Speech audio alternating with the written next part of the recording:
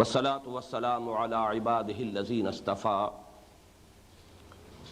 خصوصا على أفضلهم وخاتم النبيين محمد الأمين وعلى آله وصحبه أجمعين.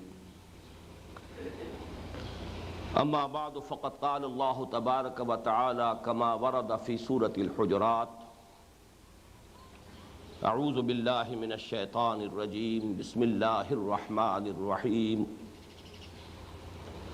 قالت الأعراب آمنا قل لم تؤمنوا ولكن قولوا أسلمنا ولما يدخل الإيمان في قلوبكم وإن تطيعوا الله ورسوله لا يلدكم من أعمالكم شيئا إن الله غفور رحيم.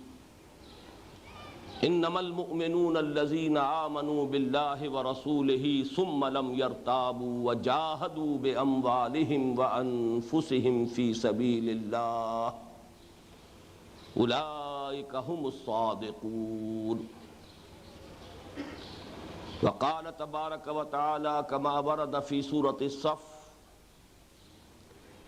يا أيها الذين آمنوا هل أدلكم على تجارة تنجيكم من عذاب أليم تؤمنون بالله ورسوله وتجاهدون في سبيل الله بأموالكم وأنفسكم ذلكم خير لكم إن كنتم تعلمون. وقال عز وجل كما ورد في سورة التوبة: قل إن كان آباؤكم وأبناؤكم وإخوانكم وأزواجكم وعشيرتكم وأموال اقترفتموها وتجارة تخشون كسادها ومساكن ترضونها أحب إليكم من الله ورسوله وجهاد في سبيله فتربصوا حتى يأتي الله بأمره والله لا يهدي القوم الفاسقين. وقال جل وعلا كما ورد في سورة الحديد: يوم يقول المنافقون والمنافقات للذين آمنوا انظرونا نقتبس من نوركم قيل ارجعوا وراءكم فالتمسوا نورا فضرب بينهم بسور له باب باطنه فيه الرحمة وظاهره من قبله العذاب ينادونهم ألم نكن معكم قالوا بلى ولكنكم فتنتم أنفسكم وتربصتم وارتبتم وغرتكم الأماني حتى جاء أمر الله وغركم بالله الغرور فاليوم لا يؤخذ منكم فدية ولا من الذين كفروا مأواكم النار هي مولاكم وبئس المصير. صدق الله العظيم. رب اشرح لي صدري ويسر لي أمري واحلل عقدة من لساني يفقهوا قولي. اللهم ربنا ألهمنا رشدنا وأعذنا من شرور أنفسنا. اللهم ربنا نور قلوبنا بالإيمان واشرح صدورنا للإسلام. اللهم ربنا طهر قلوبنا من النفاق وأعمالنا من الرياء وألسنتنا من الكذب وأعيننا من الخيانة فإنك تعلم خائنة الأعين وما تخفي الصدور. اللهم وفقنا لما تحب وترضى. اللهم وفقنا أن نجاهد في سبيلك بأموالنا وأنفسنا. اللهم ارزقنا شهادة في سبيلك آمین یا رب العالمین. معزز حاضرین اور محترم خواتین، آج بھی چند امور تمہیدی ہیں. پہلی بات یہ کہ معین اور اعلان شدہ موضوعات کے یومیہ پروگرام میں جو رد و بدل ہو رہا ہے اس پر معذرت خواہ ہوں، لیکن اس میں اصل مجبوری یہ ہے کہ وقت کا جو ہم نے تعین کر لیا ہے اس کی وجہ سے کل کا کچھ حصہ رہ گیا تھا جو قرض آج ہمیں ادا کرنا ہے. البتہ اس کی کچھ تلافی اس طرح ہوئی تھی کہ آج کا جو عنوان پہلا ہے ایمان اور عمل، اس کا کچھ حصہ ہم کل کور کر چکے ہیں، تو مجھے امید ہے کہ آج انشاءاللہ یہ جو بھی اس میں کچھ جمع اور منہا ہوا ہے انشاءاللہ حساب جو ہے وہ صحیح رہے گا۔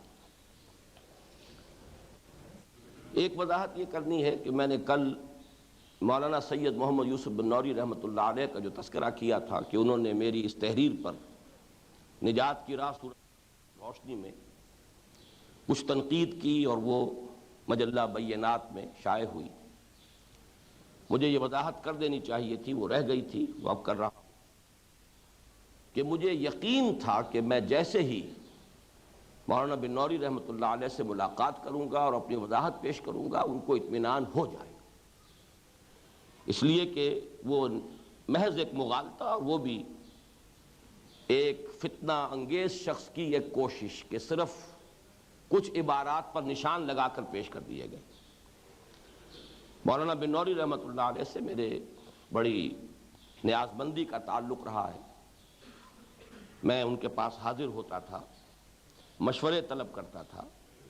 انہوں نے ایک مرتبہ اپنے دورہ حدیث کی کلاس میں مجھے خطاب کی دعوت دی تھی، ان کی یہ پیشکش بھی تھی کہ تم جب بھی کراچی آؤ یہیں دارالعلوم میں قیام کرو، میں ایک کمرہ تمہارے لیے مختص کر دیتا ہوں۔ تو ان باتوں کی بنیاد پر مجھے یقین تھا کہ میں وضاحت پیش کروں گا اور وہ اسے قبول فرما لیں گے، لیکن افسوس یہ ہے کہ اس مضمون کی اشاعت کے چند ہی دن بعد ان کا انتقال ہو گیا۔ ایک اور وضاحت کرنی ہے، بعض ہمارے جو سامعین ہیں نوجوان، ان کی طرف سے بھی کچھ سوالات پیش کیے جا رہے ہیں اور میں سمجھتا ہوں یہ بہت مبارک علامت ہے۔ ہم تو اصل میں فکر کو حرکت میں لانا جو ہے وہی در حقیقت ہمارے پیش نظر ہے، غور و فکر کا مادہ پیدا ہو، سوچیں لعلہم یتفکرون، لیکن یہ کہ ان اجتماعات میں اس کا موقع نہیں نکل سکے گا۔ حضرات مستفسرین یا ہمارے بزرگ ہیں، خاص طور پر انہیں ہم نے دعوت دی ہے، ان کا احسان ہے کہ تشریف لائے ہیں، اس اعتبار سے انہی کا اصل حق ہے۔ البتہ میں یہ وعدہ کر رہا ہوں کہ پرسوں جب ہمارا یہ پروگرام اختتام کو پہنچ جائے گا تو میں 1 گھنٹہ اضافی نشست جب ختم ہو چکے گی پھر یہاں موجود رہوں گا۔ آپ حضرات اپنے سوالات لکھ لیجئے، میں انشاءاللہ ان سب کے جوابات دوں گا تاکہ جو بھی اشکال ہوا ہو پیدا اس کا وہ رفع ہو جائے اور اس کا ازالہ ہو جائے۔ یہ بھی ہو سکتا ہے کہ چونکہ یہ ایک سلسلہ خطبات ہے، ہو سکتا ہے کہ کل جو اشکال پیدا ہوا تھا وہ آج رفع ہو جائے، یا آج اگر کوئی تشنگی محسوس ہو تو کل اس کے بارے میں اطمینان ہو جائے، لیکن یہ کہ جو بھی رہ جائے گا میرا یہ وعدہ ہے کہ انشاءاللہ اس کے لیے اضافی وقت صرف کریں گے۔ میری اصل کوشش یہی ہے کہ آپ لوگ بات سمجھیں۔ اب چونکہ ایک جو ہماری گفتگو کا موضوع ہے ایمان اور عمل کا باہمی تعلق، اس کا ایک حصہ کل کور ہوا تھا اور کچھ باقی ہے، لہذا مجھے کل کے کچھ حصے کا اعادہ کرنا پڑے گا اجمالاً۔ کوشش کروں گا کہ پورے اختصار کے ساتھ بات ہو۔ موضوع یہ تھا کہ ایمان اور عمل صالح کے باہمی تلازم کا جو معاملہ ہے، آیا یہ لازم و ملزوم ہے؟ کیا عمل ایمان کا جز ہے یا نہیں ہے؟ اگر وہ اس کا جزو لا ینفک ہے تو کیا گناہ کبیرہ کے ارتکاب سے کوئی شخص ایمان سے نکل جاتا ہے؟ کیا اسلام سے بھی نکل جاتا ہے؟ کیا کفر میں داخل ہو جاتا ہے؟ اس پر جو میں کل 6+2 8 مسلک بیان کر چکا ہوں، صرف ان کی اس وقت گنتی کرا دوں گا تاکہ آج کی گفتگو کے لیے ایک بنیاد فراہم ہو جائے۔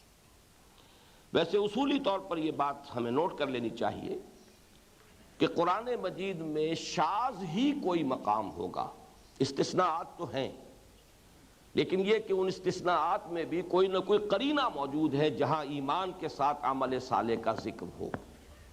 اکثر و بیشتر تو آمنوا وعملوا الصالحات، آمنوا وعملوا الصالحات، چھوٹی سی چھوٹی صورت ہے والعصر ان الانسان لفی خسر الا الذین آمنوا وعملوا الصالحات وتواصوا بالحق وتواصوا بالصبر۔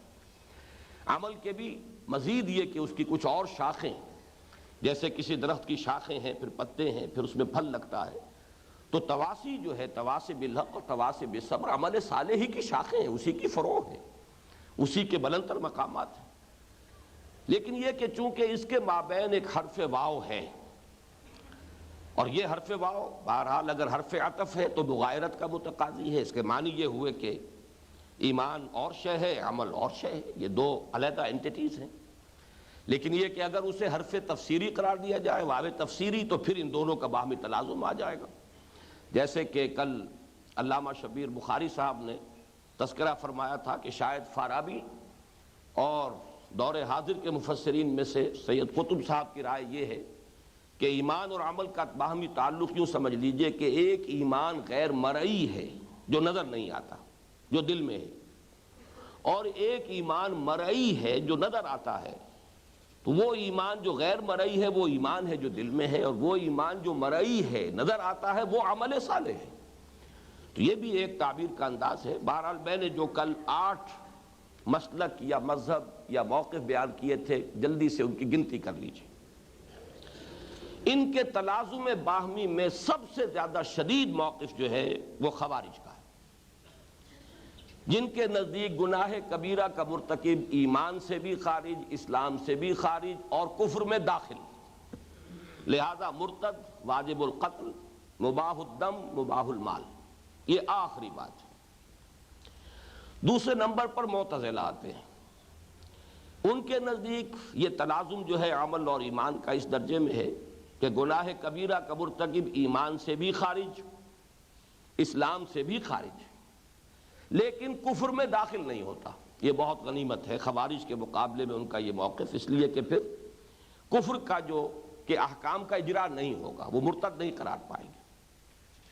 ان کے قریب پڑوس میں ہے اہل تشیع، انہوں نے یہ تعبیر کر دی ہے کہ وہ اسلام کے اندر تو ہیں، لیکن یا تو یہ کہ صرف مسلمان ہیں اور یا منافق ہیں، مومن نہیں۔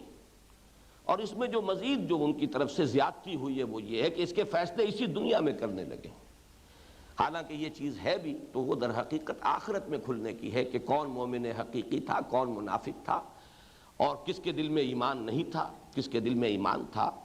یہ ہمیں آخرت ہی پر مؤخر کرنے چاہیے، لیکن یہ کہ انہوں نے اس کے فیصلے اور خاص طور پر صحابہ کرام کی جماعت کے بارے میں بھی جسارت کی کہ کچھ فیصلے کیے۔ چوتھے نمبر پر ائمہ ثلاثہ، امام مالک، امام شافعی، امام احمد ابن حنبل، پھر محدثین کرام، رئیس المحدثین امام بخاری اور دوسرے محدثین رحمہم اللہ، ان کا موقف بھی یہ ہے کہ عمل ایمان کا جز ہے، لیکن گناہ کی وجہ سے، گناہ کبیرہ کی وجہ سے انسان ایمان سے خارج نہیں ہوتا۔ پانچواں موقف ہے امام ابو حنیفہ رحمہ اللہ، جو سید الفقہاء ہیں میرے نزدیک، اور ان کے متبعین تمام احناف۔ ان کا موقف یہ ہے کہ ایمان کا جز ہے ہی نہیں عمل، عمل ایک علیحدہ انٹیٹی ہے، یہ جز ہے ہی نہیں۔ اور اس دنیا میں ایمان کا جو بھی اعتبار کیا جائے گا تصدیق اور قول، اقرار باللسان۔ اس سے آگے آتے ہیں اشاعرہ، وہ اقرار کو بھی لازم قرار نہیں دیتے، وہ اس کا جز نہیں مانتے کہ یہ اقرار بھی ایمان کا جز ہے، بلکہ یہ کہ وہ کہتے ہیں کہ اقرار صرف اجرائے احکام کے لیے شرط ہے، جز نہیں۔ اس سے آگے مرجیہ، وہ کہتے ہیں اعتقاد کافی ہے، اعتقاد اگر ہے، ایمان ہے دل میں، تو گناہ چاہے کوہ ہمالیہ کے برابر ہو، جہنم میں داخلے کا کوئی سوال نہیں۔ جبکہ امام ابو حنیفہ کا موقف یہ ہے کہ اگر دل میں ایمان ہے تو خلود فی النار سے انسان بچ جائے گا، البتہ یہ کہ اگر اس کے نیکیوں کا پلڑا ہلکا ہے، اما من خفت موازینہ فامہ ہاویہ واما من ثقلت موازینہ، جس کی نیکیوں کے پلڑے بھاری ہیں وہ سیدھے جنت میں چلے جائیں گے، جن کے نیکیوں کے پلڑے ہلکے ہیں، بدیوں کے بھاری ہیں، وہ جہنم میں داخل کیے جائیں گے اپنے گناہوں کے بقدر صدا پا کر، اور پھر وہ وہاں سے نکال لیے جائیں گے، جنت میں داخل ہو جائیں گے۔ جبکہ مرجیہ کا موقف یہ ہے کہ جہنم میں داخلے کا سوال ہی نہیں، کہ کیسے ہی گناہ ہو، کتنے ہی گناہ ہو۔ سب سے آخر میں کرامیہ ہیں، ان کے نزدیک اعتقاد بھی کوئی شرط نہیں ہے، اندر کیا ہے اس سے بھی بحث نہیں ہے، قول بھی اگر ہے، اقرار بھی ہے، تو اس سے بھی جہنم حرام ہو جاتی ہے انسان کے اوپر، اور جہنم میں ایک لمحے کے لیے بھی داخلے کا کوئی سوال نہیں۔ یہ 8 موقف ہیں، اور جو میں نے بات آخر میں عرض کی تھی وہ یہ کہ اہل سنت کے 2 گروہ جو بالکل درمیان میں ہیں، 3 لیفٹسٹ بنا لیجئے اور 3 رائٹسٹ ہیں۔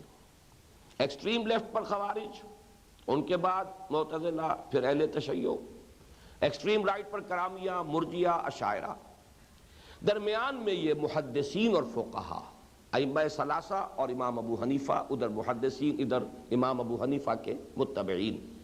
اہل سنت کا موقف یہ ہے، ان میں جو بھی اختلاف ہے یہ بیان بھی کیا جاتا ہے، اور حق یہی ہے کہ یہ صرف ظاہری ہے، لفظی ہے، اس میں کوئی بنیادی فرق نہیں، نتیجے کے اعتبار سے کوئی بنیادی فرق واقع نہیں ہوتا۔ البتہ ہمارے ہاں علماء کرام، مفسرین اور جو بھی دینی ہمارے رہنما ہیں، ان پر فقیہانہ اور مفتیانہ انداز جب غالب آ جاتا ہے تو قرآن اور حدیث کی تفسیر اس میں کچھ ایسے محسوس ہوتا ہے کہ جو آیات انذار کی ہیں، ترہیب کی ہیں، جن میں عمل کی وجہ سے ایمان کی نفی آئی ہے، آیات یا احادیث، یا وہ آیات کہ جن میں خلود فی النار کی وعید آئی ہے، اس کی جو توجیح کرتے ہیں اور اس کی وضاحت کرتے ہوئے جس قدر اس میں شرطیں عائد کر دیتے ہیں، تو نتیجہ یہ نکلتا ہے کہ وہ ترہیب اور انذار کا رنگ بالکل ختم ہو جاتا ہے۔ یہ ہے اصل میں کہ جہاں پانی مر رہا ہے۔ نتیجہ یہ ہے کہ ہمارے عوام کی عظیم اکثریت وہ در حقیقت کرامیہ کے موقع پر کھڑے ہیں، وہ صرف قول کی بنیاد پر نجات کے 100% امیدوار ہیں۔ اس کی وجہ کیا ہے؟ نوٹ کر لیجئے۔ اس کی وجہ ایک تو یہ ہے کہ من قال لا الہ الا اللہ دخل الجنہ، یہ حدیث آسان بھی ہے، زبان پر بھی ہلکی ہے، کلمتان حبیبتان الی الرحمن خفیفتان علی اللسان ثقیلتان فی المیزان، یہ جملہ جو ہے اتنا عام ہو گیا ہے، من قال لا الہ الا اللہ دخل الجنہ، اور پھر اس پر اضافہ ہوا ہے شفاعت کے تصور کا۔ اب یہ تو اہل علم بتائیں گے، یا وہ جانتے ہیں کہ شفاعت باطلہ اور شفاعت حقہ میں فرق کیا ہے۔ عام آدمی کے نزدیک تو لفظ شفاعت ہے، ایک طرف من قال لا الہ الا اللہ دخل الجنہ، دوسری طرف شفاعت کی امیدوار، جو کچھ بھی ہیں لیکن تیرے محبوب کی امت میں ہے۔ نتیجہ یہ ہوا ہے کہ در حقیقت یہ تو اہل علم کو معلوم ہے کہ امام ابو حنیفہ رحمۃ اللہ علیہ کا موقف کیا ہے اس معاملے میں، اس کے کیا پھر لوازم ہیں، کیا اس کے متضمنات ہیں، کیا اس کے مضمرات ہیں۔ ہمارے ہاں عوام کی عظیم اکثریت جو ہے وہ در حقیقت عملاً کرامیہ کے موقع پر قائم، جو اس سے کچھ آگے بڑھتے ہیں وہ مرجیہ کے موقع پر ہیں کہ ایمان کے ساتھ کسی گناہ کا کوئی نقصان نہیں ہو سکتا، کوہ ہمالیہ کے برابر بھی اگر ہو تو وہ بھی انسان کے لیے جہنم میں داخلے کا کوئی سوال پیدا نہیں۔ اس میں نے کل ایک مثال دی تھی، آپ حضرات کو یاد ہوگا، کہ جس میں جو تعبیر ہے سورہ نساء کی آیت، حضرت مولانا مفتی محمد شفیع رحمۃ اللہ علیہ نے جس طریقے سے پھر بریکٹس میں اضافہ کر کے اس میں جو انذار، آیت نمبر 93 ہے غالباً یہ، جس میں قتل عمد کی وعید آئی ہے، وَمَن يَقْتُلْ مُؤْمِنًا مُتَعَمِّدًا فَجَزَاؤُهُ جَهَنَّمُ خَالِدًا فِيهَا وَغَضِبَ اللَّهُ عَلَيْهِ وَلَعَنَهُ وَأَعَدَّ لَهُ عَذَابًا عَظِيمًا۔ میں کل عرض کر چکا ہوں کہ 5 اسلوب ہیں اس میں ترہیب کے، آدمی لرز اٹھنا چاہیے، لیکن جب ترجموں میں یا اس کے ترجمانی کرتے ہوئے اضافہ کر دیا جائے گا بریکٹس کے اندر ان الفاظ کا جو میں کل سنا چکا ہوں، تو پھر وہ لرزہ پھر آدمی پر طاری نہیں ہوتا، پھر وہ کیفیت نہیں ہوتی اما من خاف مقام ربہ ونہى النفس عن الہوى، پھر تو یہ ہے کہ رجا کا پہلو غالب ہو جاتا ہے۔ اس کی میں آج ایک مثال اور دینا چاہتا ہوں، جیسے کہ میں نے کل عرض کیا تھا، مفتی محمد شفیع رحمۃ اللہ علیہ کا بھی میرے دل میں بہت اونچا مقام ہے، میں کل بھی عرض کر چکا ہوں، ان سے بھی میرے ذاتی مراسم بھی رہے ہیں، بہت شفقت فرماتے تھے، میں ان کا پڑوسی بھی رہا ہوں کچھ عرصے۔ آج میں مثال دے رہا ہوں ایک ایسے شخص کی کہ جس کے بارے میں میری یہ رائے آپ حضرات کے علم میں ہوگی، بہت سے حضرات کے، کہ میں انہیں 14ویں صدی ہجری کا مجدد اعظم مانتا ہوں۔ اس میں اختلاف ہو سکتا ہے، کسی کی رائے کچھ اور ہو، لیکن حضرت شیخ الہند رحمۃ اللہ علیہ کو میں 14ویں صدی ہجری کا مجدد اعظم مانتا ہوں۔ بہت سے مجددین ہیں لیکن میرے نزدیک ان کا مقام سب سے بلند ہے۔ لیکن ان سے بھی اس وقت ایک اختلاف کی یہاں پر اختلاف کا اظہار کر رہا ہوں، جرات کر رہا ہوں۔ سورہ بقرہ میں جہاں یہود کا جو عقیدہ تھا وَقَالُوا لَن تَمَسَّنَا النَّارُ إِلَّا أَيَّامًا مَّعْدُودَةً قُلْ أَتَّخَذْتُم عِندَ اللَّهِ عَهْدًا فَلَن يُخْلِفَ اللَّهُ عَهْدَهُ أَمْ تَقُولُونَ عَلَى اللَّهِ مَا لَا تَعْلَمُونَ۔ اور وہ یہ کہتے ہیں یا انہوں نے یہ کہا کہ ہمیں تو آگ چھو ہی نہیں سکتی مگر گنتی کے چند دن۔ کہیے اے نبی ان سے، فرمائیے کیا تم نے اللہ سے کوئی عہد لے رکھا ہے جس کی بنا پر تمہیں یہ یقین ہے کہ اللہ اپنے اس عہد کی خلاف ورزی نہیں کرے گا؟ یا تم اللہ کی طرف وہ بات منسوب کر رہے ہو جس کے لیے تمہارے پاس کوئی علم نہیں، کوئی بنیاد نہیں؟ اب اس کے بعد عظیم آیت آئی ہے بلا من کسب سیئۃ واحاطت بہ خطیئتہ فاولئک اصحاب النار هم فیہا خالدون۔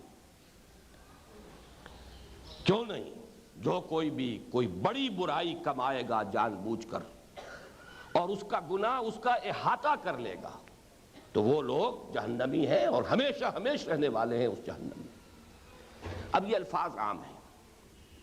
مولانا تھانوی رحمۃ اللہ علیہ نے تو اس آیت کو سیاق و سباق کے حوالے سے صرف یہود سے متعلق قرار دے دیا۔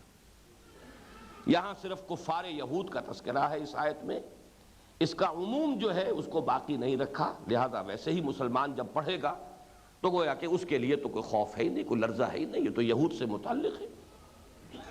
لیکن حضرت شیخ الہند رحمۃ اللہ علیہ نے ترجمے کے اندر برقرار رکھا ہے الفاظ کے عموم کو۔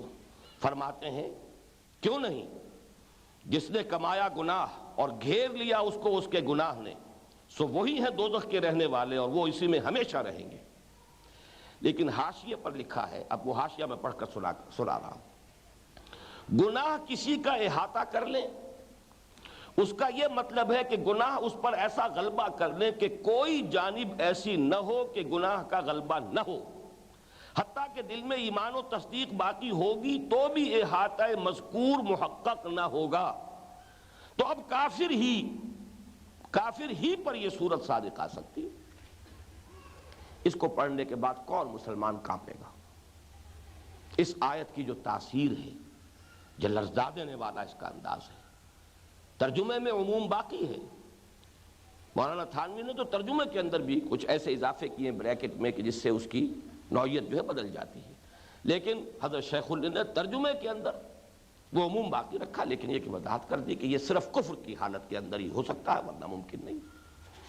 بہرحال میں جو کچھ عرض کرنا چاہ رہا ہوں وہ یہ ہے، کل میں عرض کر چکا ہوں کہ ہونا یہ چاہیے کہ ان آیات و احادیث کا ترجمہ کرتے ہوئے، ان کو بیان کرتے ہوئے، ان کا جو بھی مفہوم ہے لفظ اس کو برقرار رکھا جائے، تاکہ اس کے اندر جو ترہیب ہے، انذار ہے، اس کے اثرات اعصاب پر ہوں۔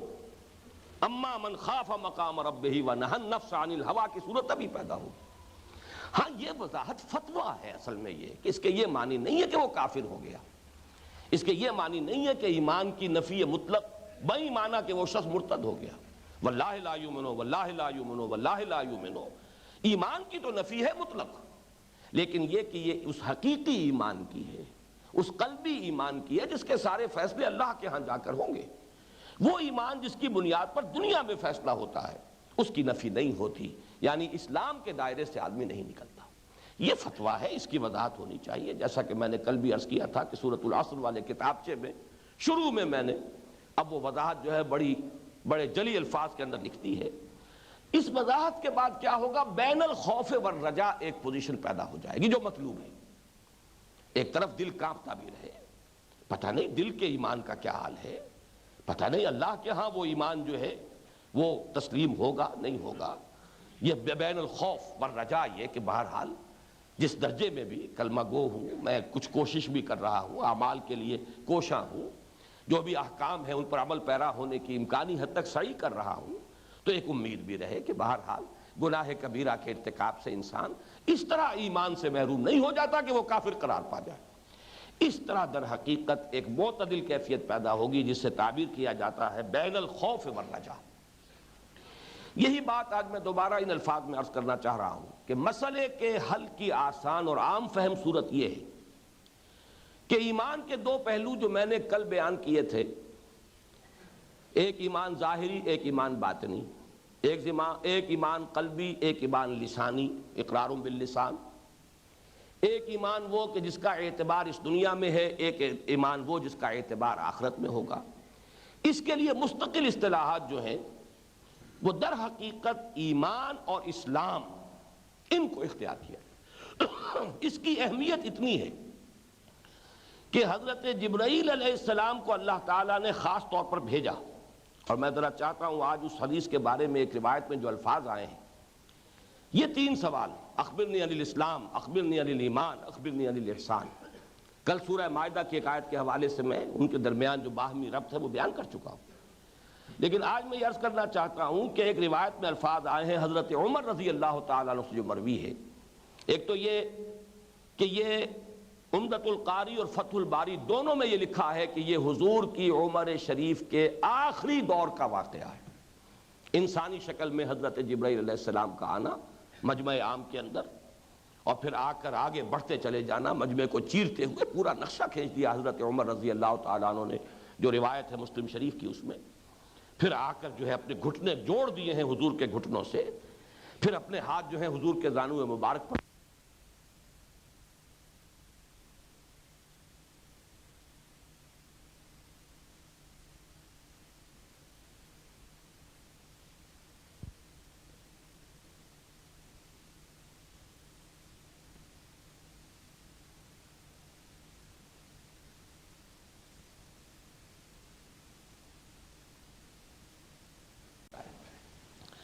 جو روایت حضرت عبداللہ بن عمر سے ہے رضی اللہ تعالیٰ عنہما، اس میں الفاظ ہیں کہ بعد میں جب وہ حضرت جبرائیل چلے گئے، حضور نے فرمایا ھذا جبرائیل جاءکم لیعلمکم دینکم ما اتانی فی صورۃ الا عرفتہ غیر ھذہ الصورہ، یہ جبرائیل تھے جو آئے تھے تمہیں تمہارا دین سکھانے کے لیے۔ اب آپ اندازہ کیجئے عمر شریف کا آخری حصہ ہے، قرآن کا اکثر و بیشتر نازل ہو چکا ہے، لیکن کہیں کوئی ضرورت ہے کہ آئے تھے تمہیں تمہارا دین سکھانے کے لیے، اور آپ نے فرمایا کہ جب بھی کبھی انسانی شکل میں جبرائیل آئے ہیں میں نے ہمیشہ پہچان لیا، سوائے اس مرتبہ کے کہ میں بھی نہیں پہچان سکا کہ یہ جبرائیل ہے۔ اسی میں اضافہ ایک روایت میں ہے، ایک طریق میں، اراد ان تعلموا اذ لم تسألوا، اللہ نے یہ چاہا یا جبرائیل نے یہ چاہا کہ تمہیں علم حاصل ہو جبکہ تم خود سوال نہیں کر رہے ہو۔ معلوم ہوا کہ کوئی بات تھی ایسی، اصل میں یہ مسئلہ ایمان کا مسئلہ اور اسلام کا مسئلہ اتنا اہم ہے، اتنا بنیادی ہے کہ جس کے لیے وضاحت اللہ تعالیٰ نے بالخصوص اس طور سے کی ہے حضرت جبرائیل علیہ السلام کو انسانی شکل میں بھیج کر، اور ایک اجتماع عام میں سوال کر کے اخبرنی عن الاسلام، حضور نے جواب دیا، اور اس میں صرف شہادت کا ذکر ہے ایمان میں سے، شہادت ان لا الہ الا اللہ وان محمد رسول اللہ واقام الصلاۃ وایتاء الزکوٰۃ وصوم رمضان وحج البیت۔ ایمان کیا ہے؟ ان تؤمن باللہ وملائکتہ وکتبہ، یہاں لفظ ایمان آیا۔ پھر یہ کہ اخبرنی عن الاحسان، ان تعبد اللہ، اور جیسا کہ میں عرض کر چکا ہوں ایک روایت میں ہے ان تخشى اللہ، ایک روایت میں ان تعمل للہ کانک تراہ فإن لم تکن تراہ فإنہ یراک۔ تو یہ میں نے اس وقت چاہا کہ آپ کو اس کی اہمیت جو ہے اس کا اندازہ ہو جائے، اور یہ بات کہ اسے السنہ کیوں کہا گیا، کہ بڑا اہم بنیادی مسئلہ اس دنیا میں مسلمان کس کو سمجھا جائے۔ اسلام کی بنیاد تو ایمان ہے، لیکن اصل ایمان دل میں ہے، وہ ویریفائیبل نہیں ہے، اسے ہم دیکھ نہیں سکتے، اس کے بارے میں نفیاً یا اثباتاً کوئی حکم نہیں لگا سکتے، کوئی مفتی نہیں لگا سکتا، کوئی قاضی نہیں لگا سکتا۔ اصولاً بات کہی جا سکتی ہے یہ بات ایمان کے منافی ہے، یہ بات ایمان کی نفی کرتی ہے، لیکن کسی فرد معین کے اوپر حکم لگانا کہ اس میں ایمان نہیں ہے، یا مثبت طور پر کسی کو سرٹیفکیٹ دے دینا کہ اس میں ایمان ہے، یہ در حقیقت اس دنیا کا کام ہی نہیں۔ یہ فیصلے اللہ کے ہاں ہوں۔ اصل میں اس ایمان اور اسلام کے فرق کو اگر ہم اپنے سامنے رکھیں اور معاملہ اور گفتگو اس کے اندر بھی اس فرق کو ملحوظ رکھیں، اسلام ہے، ایمان ہے۔ اسلام کا دار و مدار اس دنیا سے ہے، ایمان پر سارا دار و مدار آخرت کا ہے۔ یہاں والا اسلام جو ہے اس کا قانونی ایمان ہے جس کا تعلق اقرار باللسان سے ہے، وہ ایمان حقیقی ایمان ہے جس کا تعلق تصدیق بالقلب سے ہے۔ یہ چیزیں اگر واضح رہیں تو پھر کوئی بھی ان چیزوں کے اندر اشکال نہیں ہوگا۔ اب یہ کہ ایمان اور اسلام کے بارے میں جیسا کہ کل ایک سوال بھی کیا گیا تھا کہ بعض جگہوں پر تو صرف اسلام کا تذکرہ بھی اس شان کے ساتھ ہوا ہے، اس آن بان کے ساتھ ہوا ہے کہ رشک آئے گا۔ حضرت ابراہیم، حضرت اسماعیل دونوں دعا کر رہے ہیں، ربنا وجعلنا مسلمین لک ومن ذریتنا امۃ مسلمۃ لک۔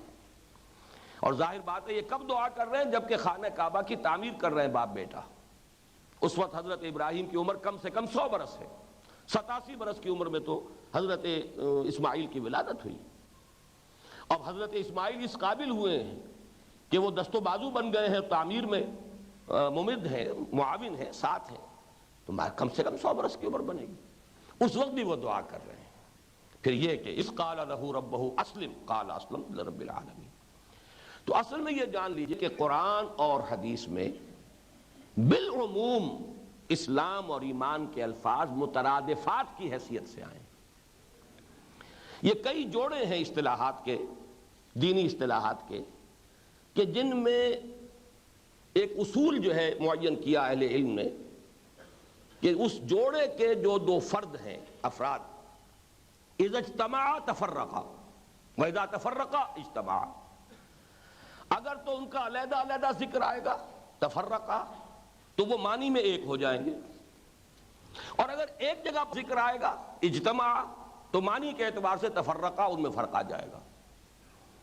تو اس اعتبار سے نوٹ کیجئے کہ ویسے اسلام ہے ایمان کا مظہر خارجی، ایمان ہے اسلام کی اعتقادی بنیاد، یہ دونوں لازم و ملزوم ہیں۔ جیسا کہ میں نے کل بھی عرض کیا تھا کہ مطلوب تو ایمان وہ ہے جو تصدیق بالقلب اور اقرار باللسان دونوں کے ساتھ ہو۔ جب یہ دونوں چیزیں ہیں تو میں انگریزی زبان کا وہ محاورہ استعمال کیا کرتا ہوں اس کی وضاحت کے لیے کہ call the rose by any name it will smell as sweet۔ آپ پھول جو ہے گلاب کا اسے کوئی نام دے دیں، اس کی خوشبو تو وہی رہے گی۔ جس شخص کے دل میں ایمان ہے، عمل میں اسلام ہے، اسے آپ مومن کہہ لیں، مسلم کہہ لیں، کوئی فرق واقع نہیں ہوتا۔ call the rose by any name it will smell as sweet۔ البتہ یہ کہ جہاں وہ مجتمع ہو گئے ہوں، ایک دوسرے کے تقابل میں آ رہے ہوں، وہاں مفہوم معین کرنا پڑے گا کہ اب یہاں پر ان کے مابین کیا فرق و تفاوت ہے۔ اس اعتبار سے اہم ترین آیت قرآن مجید کی سورہ حجرات کی آیت نمبر 14 ہے۔ روک دو بھائی، نہیں کھلا رہنا دروازہ، یہ بند کر دو، اذان ہم سن لیتے ہیں، یہ مسجد بھی پڑوس کی مسجد ہے۔ آمنا، یہ بدو کہتے ہیں ہم ایمان لے آئے۔ قل، اے نبی فرما دیجئے صلی اللہ علیہ وسلم، لم تؤمنوا، تم ایمان نہیں لائے ہو، ولیکن قولوا اسلمنا، بلکہ یوں کہو کہ ہم اسلام لے آئے ہیں یا ہم نے اطاعت قبول کر لی۔ ولما يدخل الایمان فی قلوبکم، اور ابھی تک ایمان تمہارے دلوں میں داخل نہیں ہوا۔ میں نے عرض کیا یہ اہم ترین مقام ہے قرآن مجید۔ اسلام کا اس بات، ایمان کی نفی نہایت مؤکد، لم تؤمنوا، تم ایمان نہیں لائے ہو، اور لما يدخل الایمان فی قلوبکم، ابھی تک ایمان تمہارے دلوں میں داخل نہیں ہوا۔ البتہ آگے فرمایا وَإِن تُطِيعُوا اللَّهَ وَرَسُولَهُ لَا يَلِتْكُم مِّنْ أَعْمَالِكُمْ شَيْئًا، اگر تم اللہ اور اس کے رسول کی اطاعت کرتے رہو گے اللہ تمہارے اعمال میں سے کچھ کم نہیں کرے گا۔ ان اللہ غفور الرحیم، یقیناً اللہ غفور الرحیم ہے۔ پہلی بات یہ نوٹ کیجئے کہ اس آیہ مبارکہ میں اس سوال کے جواب میں کہ یہ اعراب کون تھے، ایک بنیادی اختلاف ہے۔ امام بخاری رحمہ اللہ اور بہت سے مفسرین کا یہ قول ہے کہ یہ منافقین کا تذکرہ ہے۔ جب اتنے زور شور سے قرآن نے کہہ دیا ایمان نہیں ہے تمہارے اندر، ایمان داخل نہیں ہوا دلوں کے اندر، تو اسلام بلا ایمان تو نفاق ہے۔ بظاہر یہ بہت مضبوط بات ہے، اسلام بلا ایمان نفاق ہے۔ یہ اتنی مضبوط بات ہے کہ امام بخاری اس پر جازم ہیں، پورے جزم کے ساتھ یہ رائے رکھتے ہیں، اور بھی بہت سے تابعین میں سے بھی، پھر یہ کہ بہت سے مفسرین کی رائے یہ ہے۔ لیکن یہ میں تاریخی واقعے کے اعتبار سے بیان کر رہا ہوں، سن 62 کا واقعہ ہے، اب آج سے 28-29 سال قبل کی بات۔ ایک ہی مسجد میں میں اور مولانا عبدالغفار حسن صاحب منگمری میں معتکف تھے۔ صبح کا وقت تھا، چاشت کے بعد ذرا گفتگو ہو رہی تھی، علمی مذاکرہ، اس پر بات ہو گئی۔ میں نے کہا اس سے مراد منافق نہیں ہو سکتے۔ انہوں نے کہا نہیں، جزم کے ساتھ منافق مراد ہے، کیونکہ وہ مسلکاً بھی اہل حدیث ہیں، تو امام بخاری رحمۃ اللہ علیہ کی بات تو میں سمجھتا ہوں ان کے لیے تو حرف آخر تھی۔ میں نے دلیل یہ پیش کی کہ منافق کوئی عمل قبول نہیں اللہ کے ہاں۔ یہاں فرمایا جا رہا ہے کہ وَإِن تُطِيعُوا اللَّهَ وَرَسُولَهُ لَا يَلِدْكُم مِّنْ أَعْمَالِكُمْ شَيْئًا، یہ کیسے منافق ہو سکتے؟ یہ منافق ہرگز نہیں، بلکہ میرے نزدیک یہ ایک ایسی کہ قانوناً ایک شخص مسلمان ہے، باطنی طور پر نہ مثبت طور پر ایمان ہے، نہ منفی طور پر نفاق ہے، بلکہ ایک خلا کی سی کیفیت ہے، زیرو لیول ہے۔ میری اس تعبیر کو ذرا بعض طالب علموں نے لکھا بھی ہے کہ آپ ذرا میتھمیٹیکل انداز بھی اختیار کیا کریں، ڈائیگرامیٹک بھی، جیسے کہ علامہ صاحب نے بھی فرمایا کہ یہاں چارٹس وغیرہ میں یہ باتیں آ جائیں، تو یوں سمجھیے کہ مسلم، اور اس کو اب تقسیم کیجئے، مسلم کی 3 حالتیں ممکن ہیں، یا مثبت طور پر ایمان، اور اس میں یوں سمجھ +1 +2 +3 +4 پلس انفینٹی۔ حضرت ابو بکر صدیق کا ایمان ہے وہ پلس انفینٹی پر چلا جائے گا۔ اب بائیں طرف آئیے، -1 -2 -3 -4 مائنس انفینٹی، یہ نفاق ہے۔ عبداللہ ابن ابی کا نفاق جو ہے وہ مائنس انفینٹی پر چلا جائے گا۔ لیکن لا محالہ دونوں کے درمیان ایک زیرو آئے گی، ریاضی میں تو کوئی چارہ اس کے سوا ہی نہیں۔ +1 اور -1 کے درمیان ایک زیرو ہے، میرے نزدیک اسی سے بات سمجھ میں آتی ہے یہ زیرو لیول ہے ایمان کا۔ خیر نہ مجھ سے جھگڑتے رہے کہ نہیں ایسا نہیں ہو سکتا، یہ منافق ہیں، یہ عجیب اتفاق ہوا، اللہ تعالیٰ کی طرف سے ہوتے ہیں اتفاقات، تو دنیا میں کوئی ہی نہیں۔ جب ہم یہ گفتگو کر رہے تھے، کچھ بحث و تمہیز کی کیفیت تھی، تو اب فوت ہو چکے ہیں مولانا عبدالجلیل صاحب، وہاں محلہ فرید گنج میں جب اہل حدیث حضرات کی ایک بہت بڑی جامع مسجد تھی، اس کے خطیب تھے۔ ان کا ایک شاگرد آیا امام ابن تیمیہ کی کتاب الایمان، کہ یہ مولانا نے بھیجی ہے کہ آپ لوگ اعتکاف میں ہیں تو ذرا اس کتاب کو بھی دیکھیے کسی وقت۔ اور یہ پھر میں لفظ حسن اتفاق غلط العام کے طور پر استعمال کر رہا ہوں، اتفاق تو کوئی نہیں ہوتا، اللہ کے حکم سے ہوتا ہے جو ہوتا ہے۔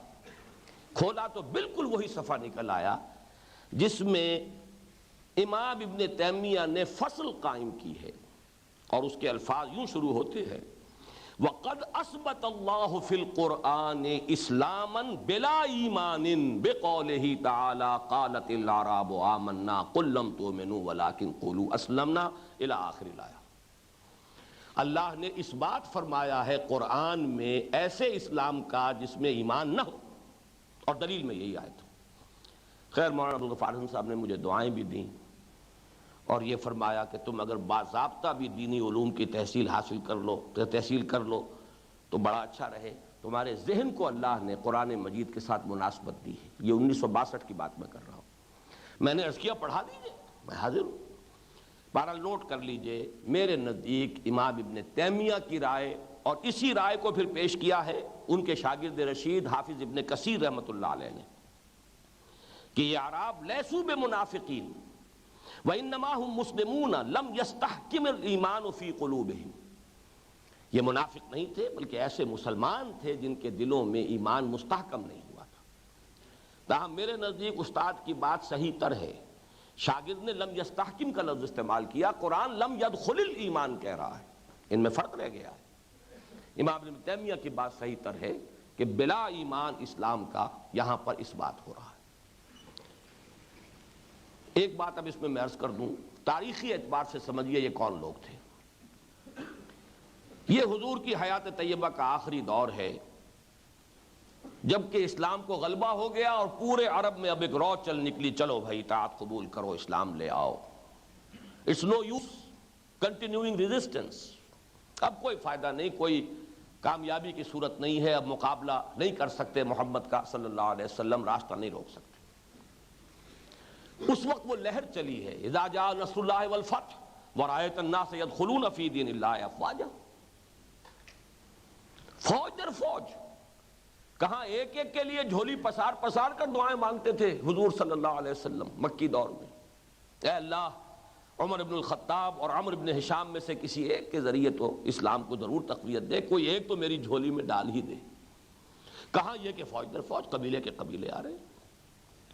اب اس میں ظاہر بات ہے ایسے لوگ بھی ہو سکتے تھے جو پہلے ایمان لا چکے ہوں لیکن اپنے قبیلے کے خوف کی وجہ سے ابھی تک ظاہر نہ کیا ہو، جس کی میں نے کل آپ کو جس کے بارے میں بیان کیا۔ ایسے بھی ہو سکتے تھے جو اس وقت صدق دل سے ایمان لے آئے، ایمان ان کے دلوں میں داخل ہو گیا۔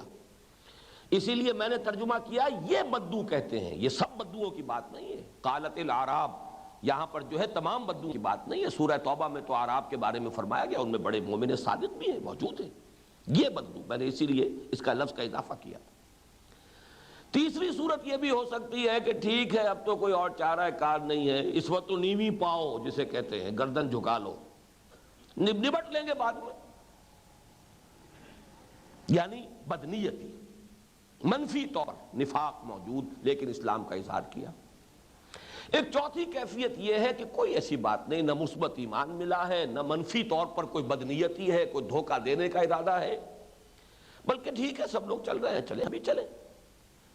اب یہ ہے وہ خلا کی کیفیت، یہ سٹارٹنگ پوائنٹ ہے کہ ابھی ایمان بھی داخل نہیں ہوا لیکن بدنیتی بھی نہیں ہے، اس لیے نفاق بھی نہیں ہے، نہ مائنس ویلیو ہے نہ پلس ویلیو ہے، زیرو ویلیو ہے۔ اب اس کیفیت میں جو فرمایا کہ اگر تم اطاعت کرتے رہو گے اللہ کے اور اس کے رسول کی تو تمہارے عمل میں کوئی کمی نہیں کرے گا، یہ ایک بہت بڑی بشارت ہے ہمارے لیے، بہت بڑی خوشخبری ہے۔ کیوں کہ ہم اگر اپنے ایمان کا جائزہ لیں تو ہمارا حال اکثر و بیشتر وہی ہے۔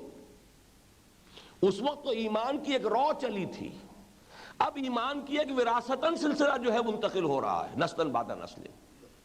یہ کوئی ہمارا چوائس تو نہیں، ہم نے خود اپنے فیصلے سے تو اسلام قبول نہیں کیا، بلکہ بالکل اسی طریقے سے۔ البتہ خدا نہ خواستہ نفاق بھی نہیں ہے، اللہ یہ کہ جن کے دل میں ہو وہ دوسری بات ہے۔ اکثر و بیشتر لوگ منافق بھی نہیں ہیں، مومن بھی نہیں ہے، منافق بھی نہیں ہے، لیکن اس حال میں بھی اگر اطاعت کرتے رہیں گے تو اللہ تعالیٰ اطاعت کو قبول فرما لے گا۔ بہت بڑی بشارت ہے، اور چونکہ یہ اصولی اعتبار سے ایک رعایت ہے، کنسیشن ہے۔ قانون تو یہ ہونا چاہیے کہ ایمان کے بغیر کوئی اطاعت قبول نہ ہو، لیکن یہاں اللہ تعالیٰ نے رعایت کی ہے، اس لیے آیت کو ختم کیا ان اللہ غفور الرحیم، اللہ غفور اور رحیم ہے۔ یہ اس کی شان غفاری کا سطح ہے، یہ اس کی شان رحیمی کے طفیل تمہارے ساتھ رعایت کی جا رہی ہے کہ اگرچہ ایمان تمہارے دلوں میں ابھی داخل نہیں ہوا لیکن کہ اگر اطاعت کرتے رہو گے تو اللہ تعالیٰ تمہاری اطاعت کو قبول فرما لے گا۔ اس میں البتہ 2 پوائنٹس اور میں عرض کر دوں جلدی سے، پھر آگے بڑھوں گا۔ نمبر 1 یہ کہ یہ حالت مستقل نہیں ہو سکتی، یہ سمجھانے کے لیے بغرض تفہیم زیرو لیول میں کہہ رہا ہوں، زیرو لیول پر آدمی زیادہ دیر قائم رہ نہیں سکتا۔ ثبات ایک تغیر کو ہے زمانے میں، سکون محال ہے قدرت کے کارخانے میں، آدمی یا ادھر جائے گا یا ادھر جائے گا، یا منفی کی طرف اس کی پیش قدمی ہوگی اور یا مثبت جانب میں ہوگی۔ لیکن سمجھانے کے لیے یہ بات، سٹارٹنگ پوائنٹ کے اعتبار سے یہ بات یہ بہت اہم ہے۔ البتہ اس میں استثناء ہے، وہ میں بعد میں عرض کروں گا، وہ استثناء کہ یہ زیرو پوائنٹ پر بھی آدمی مستقل کھڑا رہ سکتا ہے، ایک استثنائی کیفیت ہے، وہ بعد میں بیان کروں گا، لیکن یہاں قاعدہ کلیہ بیان کر رہا ہوں کہ یہ در حقیقت نظری اعتبار سے، اصولی اعتبار سے ایک حقیقت بیان کی گئی ہے کہ جو گویا کہ نقطہ آغاز ہے، ورنہ یا تو آدمی چلے گا دائیں طرف ایمان کی طرف یا آگے بڑھے گا بائیں طرف اور نفاق کی طرف۔ دوسرے یہ کہ اس آیت میں جو بہت بڑی بشارت آئی ہے اس کے ساتھ ایک انذار بھی بریکٹ کر لیجئے، اور وہ یہ کہ اطاعت صرف اطاعت کلی کو کہتے ہیں۔ طے کر لے آدمی کہ جزوی اطاعت کرنی ہے تو وہ اطاعت نہیں ہوگی، کبھی غلطی ہو گئی، خطا ہو گئی، گناہ کا صدور ہو گیا، توبہ کر لے انسان، یہ بالکل دوسری بات ہے۔ طے کر لے کہ مجھے جزوی اطاعت ہی کرنی ہے، کچھ احکام قبول ہے کچھ نہیں قبول، تو یہ اطاعت نہیں ہے۔ افتؤمنون ببعض الکتاب وتکفرون ببعض فما جزاء من یفعل ذلک منکم الا خزی فی الحیاۃ الدنیا وَيَوْمَ الْقِيَامَةِ يُرَدُّونَ إِلَىٰ أَشَدِّ الْعَذَابِ۔ تو کیا تم ہماری کتاب کے ایک حصے کو مانتے ہو، ہماری شریعت احکام کے، اور ایک حصے کو رد کر دیتے ہو؟ تو جو کوئی بھی یہ طرز عمل اختیار کرے گا اس کی کوئی سزا نہیں ہے اس کے سوا کہ دنیا میں ذلیل و خوار کر دیے جائیں اور آخرت میں شدید ترین عذاب میں جھونک دیے جائیں۔ تو میرا طریقہ یہی ہے کہ جہاں یہ بشارت سناتا ہوں کہ اگر ہم اپنے گریبانوں میں جھانکیں اور دیکھیں کچھ خلاصہ ہے، کوئی یقین والی بات تو نظر نہیں آ رہی، تو گھبراؤ نہیں، اس لیے کہ بغیر اس کے بھی اللہ تعالیٰ اطاعت قبول کر لے گا۔ یہ اس کی شان غفاری اور شان رحیمی کا صدقہ ہے۔ لیکن اطاعت جو ہے، اطاعت نام ہے اطاعت کلی کی، ادخلوا فی السلم کافہ، اسلام میں بھی داخلہ جو ہے وہ کل کا کل سموچا پورا کا پورا داخلہ ہوگا۔ ہاں خطا ہو جائے، کبھی غلبہ جذبات کے تحت، کبھی ماحول کے اثرات کے تحت، کبھی غفلت اور نسیان اور ذہول کے باعث وہ ہو جائے، وہ کوئی بات نہیں، اس میں آدمی جو ہے توبہ کرتا ہے، اللہ معاف فرمانے والا ہے۔ انما التوبۃ علی اللہ للذین یعملون السوء بجہالۃ ثم یتوبون من قریب۔ اللہ نے اپنے ذمے لیا ہے توبہ قبول کرنا اپنے ان بندوں کی کہ جو جہالت میں، نادانی میں، جذبات کی رو میں بیٹھ کر کوئی غلط حرکت کر بیٹھتے پھر جلدی ہی توبہ کر لیتے۔ اب آئیے، کل کے قرض میں ابھی ایک چیز اور باقی ہے، اور یہ چیز وہ ہے جس میں امام ابو حنیفہ رحمۃ اللہ علیہ اور امام بخاری رحمۃ اللہ علیہ کا جو موقف ایمان کے بارے میں ہے اس میں تضاد بہت ہی نمایاں ہے۔ اگرچہ وہ تضاد ظاہری ہے، وہ میں عرض کر دوں گا، اس میں بھی موافقت ہے، لیکن بظاہر تو بعد المشرقین کا معاملہ ہے۔ اور وہ یہ ہے کہ رئیس المحدثین امام بخاری رحمہ اللہ فرماتے ہیں ایمان کے بارے میں یزید و ینقص، وہ بڑھتا بھی ہے گھٹتا بھی ہے۔ اور سید الفقہاء امام ابو حنیفہ رحمہ اللہ فرماتے ہیں لا یزید ولا ینقص، نہ کم ہوتا ہے نہ بڑھتا۔ لفظ دوبارہ استعمال کرو، بظاہر تضاد، انتہائی تضاد، بظاہر بعد المشرقین، بلکہ بڑے تاکیدی الفاظ۔ اب اس اشکال کا حل کیا ہے؟ اس میں سب سے پہلے تو میں امام بخاری کے موقف میں جو تائید ہے اس کی چند آیات آپ کو سنا رہا ہوں۔ قرآن سے ثابت ہے ایمان کا اضافہ۔ سورہ آل عمران کی آیت نمبر 173، جب لوگوں سے، اہل ایمان سے کہا گیا کہ ان الناس قد جمعوا لکم، بڑی جمعیت آ گئی ہے تمہارے خلاف، بہت سے لوگ جمع ہو کر آ گئے ہیں، بڑا لشکر آ گیا ہے، فخشوہم، تو ڈرو ان سے، زادہم فزادہم ایمانا، ان کے ایمان میں اور اضافہ ہو گیا۔ سورہ انفال میں فرمایا وَإِذَا تُلِيَتْ عَلَيْهِمْ آيَاتُهُ زَادَتْهُمْ ایمانا، جب انہیں اللہ کی آیات پڑھ کر سنائی جاتی ہیں ان کے ایمان میں اضافہ ہو جاتا ہے۔ سورہ احزاب میں فرمایا وَلَمَّا رَأَى الْمُؤْمِنُونَ الْأَحْزَابَ قَالُوا هَذَا مَا وَعَدَنَا اللَّهُ وَرَسُولُهُ وَصَدَقَ اللَّهُ وَرَسُولُهُ وَمَا زَادَهُمْ إِلَّا إِيمَانًا وَتَسْلِيمًا۔ وہ 12,000 کا لشکر تین اطراف سے جو گھیرے پڑا ہوا تھا مدینہ منورہ کو، اور محسوس ہوتا تھا کہ جیسے ایک دیا جل رہا ہے، اب بجھا کہ اب بجھا، اے آندھیو سنبھل کے چلو اس دیار میں، امید کے چراغ جلائے ہوئے ہیں ہم، ایسا جھکڑ 12,000 کا لشکر۔ لیکن یہ کہ اہل ایمان، منافقین کا نفاق ظاہر ہو گیا، انہوں نے صاف کہا ہمیں جھوٹے اور وعدے کیے گئے، ہم سے سبز باغ دکھائے گئے، ما وعدنا اللہ ورسولہ الا غرورا، جو وعدے بھی کیے اللہ نے اور اس کے رسول نے وہ دھوکہ ثابت ہوئے۔ ہم سے کہا تھا قیصر و کسریٰ کے خزانے تمہارے قدموں میں آئیں گے، حال یہ ہے کہ ہم قضائے حاجت کے لیے نہیں نکل سکتے گھروں سے۔ منافقین کا نفاق ظاہر ہو گیا، لیکن اہل ایمان کا وَلَمَّا رَأَى الْمُؤْمِنُونَ الْأَحْزَابَ قَالُوا هَذَا مَا وَعَدَنَا اللَّهُ وَرَسُولُهُ وَصَدَقَ اللَّهُ وَرَسُولُهُ وَمَا زَادَهُمْ إِلَّا إِيمَانًا وَتَسْلِيمًا۔ ان میں تو اضافہ ہوا ایمان میں اور اسلام اور تسلیم اور سپردگی، سپردم بے تو مایا خیش رہا۔ سورہ توبہ میں فرمایا وَإِذَا مَا أُنزِلَتْ سُورَةٌ فَمِنْهُمْ مَنْ يَقُولُ أَيُّكُمْ زَادَتْهُ هَٰذِهِ إِيمَانًا فالذین آمنوا فزادتهم ایمانا وهم یستبشرون واما الذین فی قلوبهم مرض فزادتهم رجسا الی رجسهم وماتوا وهم کافرون۔ یہ منافقین جو ہے استہزاء کیا کرتے تھے جب کوئی نئی صورت نئی آیات نازل ہوتی تھی، حضور وہی سناتے تھے کہ یہ تازہ وہی آئی ہے، تو استہزاء کہتے تھے منافق بھئی کس کس کے ایمان میں اضافہ ہوا؟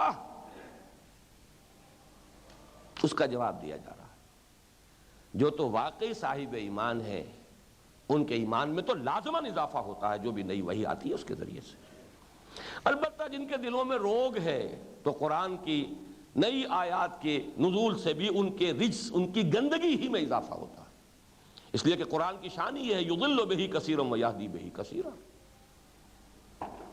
ایک طرف تو یہ آیات ہیں جو ثابت کر رہی ہیں کہ ایمان بڑھتا ہے، کمی کے لیے احادیث نبویہ نہایت صراحت سے گناہوں سے دل سیاہ ہو جاتا ہے۔ دل ہی تو ہے نا ایمان کا جو مسکن کہہ لیں، وہ طاق کمشکات فیہا مصباح المصباح فی زجاجہ، وہ کہاں ہے؟ یہی تو سینہ ہے، اسی میں تو دل ہے، اسی دل میں ایمان ہے۔ ایک گناہ کیا داغ پڑ گیا، توبہ کی تو دھل گیا، توبہ نہیں کی پھر گناہ کیا پھر داغ، پھر گناہ کیا پھر داغ، یہاں تک کہ سیاہ ہو گیا دل۔ اور حضور نے اپنی مٹھی بند کر کے فرمایا پھر دل اس طرح بند ہو جاتا ہے جس پر کہ پھر مہر کر دیا، ختم اللہ علی قلوبہم وطبع اللہ علی قلوبہم، حدیث سے ثابت ہے۔ اور ایک عام اصول بھی علماء کا، المعاصی برید الکفر، معصیت جو ہے وہ کفر ہی کی ڈاک ہے۔ معصیت سے کفر کے پیغامات ہوائیں آنی شروع ہو جاتی ہیں، جب مسلسل آتے جائیں گے تو کفر کا جو ہے ایمان کا زوال ہو جائے گا، ایمان زائل ہو جائے گا اور کفر ڈیر لگا لے گا۔ اس کا علاج صرف ایک ہے، نوٹ کر لیجئے، اور یہاں واقعہ یہ ہے مجھ پر امام ابو حنیفہ رحمۃ اللہ علیہ کی جو عظمت ہے وہ اصلاً یہاں منکشف ہوئی ہے ایمان کے بارے میں۔ اس کی وجہ کیا ہے؟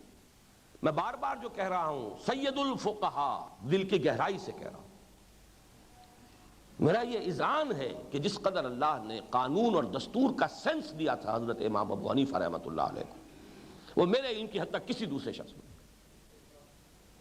قانون دستور، اس کا ایک خاص سینس ہوتا ہے، اس کی ایک خاص سمجھ ہوتی ہے۔ چونکہ وہ فقیہ ہیں، ان کی نگاہ ہر وقت معاملات کے قانونی پہلو پر ہے، اور قانونی پہلو جو ہے ایمان یعنی اسلام، وہ یقیناً جامد ہے، نہ گھٹتا ہے نہ بڑھتا ہے۔ اس لیے کہ اس اسلام کے ذریعے سے در حقیقت انسان کو اسلامی معاشرے یا اسلامی ریاست میں ایک لیگل اور کانسٹیٹیوشنل سٹیٹس حاصل ہوتا ہے۔ اس کے حقوق ہیں، مسلمان کی حیثیت سے معاشرے کے اندر اس کے حقوق ہیں، اسلامی ریاست میں اس کے حقوق ہیں، ان میں تمام مسلمان برابر ہیں۔ قانونی سطح پر تمام مسلمان برابر ہیں، قانونی سطح پر اسلام بالکل مساوی ہے۔ جس کی مثال میں یہ دیا کرتا ہوں، سادہ ترین، بڑی آسانی سے سمجھ میں آنے والی، کہ اگر، اور میں انتہائی چیزیں جمع کر رہا ہوں اس میں، اگر بالفرض ابو بکر صدیق رضی اللہ تعالی عنہ جو سید المومنین ہے، اور عبداللہ ابن ابی علیہ ما علیہ جو رئیس المنافقین ہے، بالفرض یہ ایک باپ کے بیٹے ہوتے تو وراثت میں حصہ برابر ملتا، ابو بکر کو زیادہ نہ ملتا، عبداللہ ابن ابی کو کم نہ ملتا، وراثت میں برابر۔ بڑے سے بڑا متقی ہو ایک بھائی اور دوسرا جو ہے فاسق و فاجر ہے مسلمان، وراثت میں دونوں کا حصہ برابر۔ یہ ہے وہ قانونی سطح، ایمان کا قانونی پہلو، لا یزید ولا ینقص۔ یہ ایک لیگل کانسٹیٹیوشنل سٹیٹس ہے جو جامد مطلق ہے، نہ گھٹتا ہے نہ بڑھتا ہے، اور اس کے سوا کوئی صورت ہے ہی نہیں۔ آج کی دنیا میں ہم کہیں گے شہری حقوق، ریاست کے شہریوں کے جو حقوق ہیں، تمام مسلمان ایک دوسرے سے برابر ہیں۔ المسلم کفو لکل مسلم، ہر مسلمان کفو ہے ایک دوسرے کا، برابر ہے، کانسٹیٹیوشنل رائٹس سب کے برابر۔ قانونی حقوق سب کے برابر ہیں۔ یعنی ایمان کا قانونی پہلو جسے ہم اسلام سے تعبیر کر رہے ہیں، اس سطح پر سب مسلمان برابر ہیں، لیکن وہ حقیقی ایمان جو اندر ہے، کون کہہ سکتا ہے کہ وہ نہ گھٹتا ہے نہ بڑھتا ہے؟ قرآن مجید کی ان سری آیات کے ہوتے ہوئے وہ ایمان تو گھٹتا بھی ہے بڑھتا بھی ہے۔ ہر شخص کا ذاتی تجربہ ہے۔ قرآن پڑھیے، ذکر کیجئے، اہل یقین کی صحبت میں بیٹھیے، آپ کو خود محسوس ہوگا کہ اندر کوئی چیز بڑھ رہی ہے۔ غافلوں کی صحبت میں بیٹھیے، ٹھٹھے لگائیے، فوش گوئی کیجئے، خود محسوس ہوگا کہ جو کچھ تھا یہاں پر وہ بھی پگھل رہا ہے، جا رہا ہے، کمی ہو رہی ہے۔ کچھ تھا اگر تو وہ بھی جا رہا ہے۔ ہر شخص کا تجربہ۔ یہاں میں جیسا کہ عرض کیا، اسلام اور ایمان، یا یوں کیجئے ایمان دو حصے۔ قانونی ایمان اقرار باللسان اس کی بنیاد ہے، شہادتین، نطق بالشہادتین، اسی کا دوسرا نام اسلام ہے۔ اور یہ اسلام، یہ ایمان قانونی لا یزید ولا ینقص، اس میں عمل علیحدہ ہے، عمل جدا گانا اینٹیٹی ہے، اس ایمان کا جز نہیں ہے عمل، اور یہ ایمان نہ گھٹتا ہے نہ بڑھتا ہے۔ ادھر حقیقی ایمان لائیے، اس کی بنیاد تصدیق بالقلب ہے، وہ یقین قلبی سے عبارت ہے، اس سطح پر عمل اس کا جز بن جاتا ہے، دونوں مل کر ایک آرگینک ہول، ایک حیاتیاتی اکائی بن جاتے ہیں، اور یہ ایمان گھٹتا بھی ہے بڑھتا بھی ہے۔ یہ موقف ہے امام بخاری کا، الایمان قول وعمل ویزید وینقص۔ اور وہاں گفتگو کر رہے ہیں امام ابو حنیفہ، چونکہ فقیہ ہیں، معاملات کے قانونی پہلوؤں پر ان کی اصل نگاہ کا اور توجہ کا ارتکاز ہے، لہذا وہ گفتگو اس کے بارے میں کہہ رہے ہیں۔ اور میں یہ عرض کر رہا ہوں، دونوں 100% درست ہیں، امام بخاری بھی اور امام ابو حنیفہ بھی۔ تضاد ظاہری بعد المشرقین والا، اور 100% دونوں درست، لیکن کس توجیہ کے اعتبار سے کہ ایک بات کر رہا ہے قانونی ایمان یا اسلام کی، دوسرا بات کر رہا ہے حقیقی ایمان یا یقین قلبی کی۔ ان دونوں کے معاملات ایک دوسرے سے جدا ہیں۔ میں نے ایمان اور عمل کے موضوع پر جو کچھ مجھے عرض کرنا تھا، اللہ کے فضل و کرم سے اس کی تکمیل کر لی۔ اب آج کے دو موضوعات ہیں، اور مجھے شدید احساس ہے کہ وقت ہمارے پاس بہت کم ہے۔ دیکھیے، ان میں سے ایک کور کر سکیں تو ایک کو پھر کل اس کو قرض رکھنا ہوگا۔ پہلا ہے ایمان اور جہاد۔ سورہ حجرات کی ہم نے آیت نمبر 14 پڑھی، اب نمبر 15 پہ آ جائیے۔ اور یہ اس اعتبار سے اہم ترین ہے کہ اسلام اور ایمان کو علیحدہ کرنے کے بعد اب اس میں ایمان کو ڈیفائن کیا جا رہا ہے۔ انما المؤمنون الذین آمنوا باللہ ورسولہ ثم لم یرتابوا وجاہدوا باموالہم وانفسہم فی سبیل اللہ اولئک ھم الصادقون۔ نوٹ کیجئے، اول و آخر اسلوب حصر ہے، انما کلمہ حصر ہے۔ مومن تو صرف وہ ہیں، جیسے ہم کہیں زید عالم ہے اور کہیں زید ہی عالم ہے، زمین و آسمان کا فرق ہو گیا۔ زید عالم ہے، دوسرے بھی ہیں، ہو سکتے ہیں، زید ہی عالم ہے، دوسروں کی نفی ہو گئی۔ انما المومنون، مومن صرف وہ ہیں۔ کون ہیں؟ جو دو پری کوالیفیکیشنز پوری کریں۔ الذین آمنوا باللہ ورسولہ ثم لم یرتابوا، جو ایمان لائے اللہ پر اور اس کے رسول پر، پھر شک میں نہیں پڑے۔ یہ یقین کی تعبیر کے لیے اس سے زیادہ خوبصورت الفاظ ہو ہی نہیں سکتے، بلکہ مثبت طور پر لفظ یقین آتا تو وہ زور پیدا نہ ہوتا جتنا ثم لم یرتابوا، پھر شک میں ہرگز مبتلا نہیں ہوئے۔ یہ ایک پری کوالیفیکیشن ہے ٹو کوالیفائی ایز اے مومن، ریئل مومن، حقیقی مومن قرار پانے کے لیے پہلی شرط۔ اور دوسری شرط وَجَاهَدُوا بِأَمْوَالِهِمْ وَأَنفُسِهِمْ فِي سَبِيلِ اللَّهِ، اور وہ جہاد کریں اپنے مالوں کے ساتھ، اپنی جانوں کے ساتھ اللہ کی راہ۔ یہ دوسری شرط لازم ہے ایمان حقیقی کے لیے، کوالیفائی کرنے کے لیے۔ اور پھر اسلوب حصر پر پھر ختم کیا آیت کو، اولئک ھم الصادقون، صرف یہ لوگ سچے ہیں اپنے دعوی ایمان میں، یہ اگر کہیں کہ ہم مومن ہیں تو واقعی صحیح ہے۔ بات کہاں سے شروع ہوئی تھی؟ قالت الاعراب آمنا قل لم تؤمنوا ولکن قولوا اسلمنا۔ یہ بدو کہتے ہیں ہم ایمان لے آئے، نبی ان سے کہہ دیجئے تم ایمان نہیں لائے ہو، بلکہ یوں کہو کہ ہم مسلمان ہو گئے، اسلام لے آئے، یا ہم نے اطاعت قبول کر لی۔ یہاں فرمایا اگر جاننا چاہتے ہو کہ مومن کون ہے تو پھر اس کی تو یہ دو شرطیں ہیں، یقین دل میں، جہاد عمل میں۔ میں نے جیسا کہ کل بھی عرض کیا تھا کہ یہاں تو جیسے پرکار بند ہوتی ہے اس طریقے سے یہاں پر ان دو چیزوں کو ایک آیت میں جمع کر لیا گیا، لیکن سورہ انفال میں یہ پرکار کھول دی گئی۔ اور عجیب ہے یہ، میں بھی واقعہ یہ ہے کہ کسی وقت حیران ہو جاتا ہوں کہ ایک میتھمیٹیکل پیٹرن بھی ہے قرآن کا۔ سورہ انفال کی پہلی آیت بھی احکام سے متعلق ہے، آخری آیت بھی احکام سے متعلق ہے۔ دوسری آیت سے شروع ہوتا ہے انما المؤمنون الذین اذا ذکر اللہ وجلت قلوبہم واذا تلیت علیہم زادتہم ایمانا وعلی ربہم یتوکلون، اور آگے چل کے فرماتے ہیں اولئک ھم المؤمنون حقا، یہ ہے سچے مومن، حقیقی مومن۔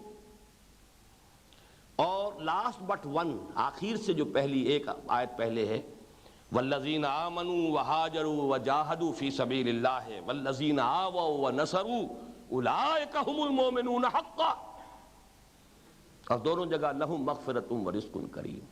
پرکار کی مثال بہترین ہے، بند ہے، دونوں سرے جڑے ہوئے ہیں۔